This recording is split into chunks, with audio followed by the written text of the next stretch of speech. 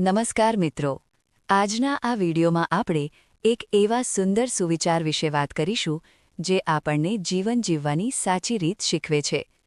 આ સુવિચાર તમને પ્રેરણા આપશે અને તમારા દિવસને સકારાત્મક બનાવશે એવી મને આશા છે.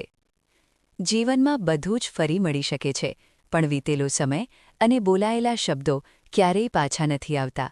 માટે હંમેશા ખુશ રહો અને બીજાને ખુશ રાખો.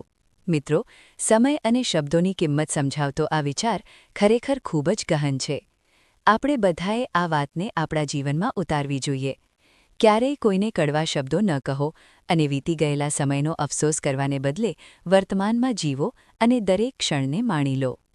જો આ સુવિચાર તમને ગમ્યો હોય અને તમારા હૃદયને સ્પર્શી ગયો હોય તો કૃપા કરીને આ વિડીયોને લાઇક જરૂર કરજો.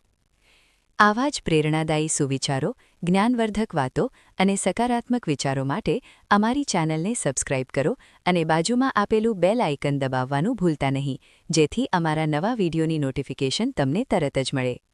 તમારા મિત્રો અને પરિવારજનો સાથે આ સુંદર સુવિચારને શેર કરવાનું ભૂલતા નહીં, જેથી તેઓ પણ આમાંથી પ્રેરણા મેળવી શકે.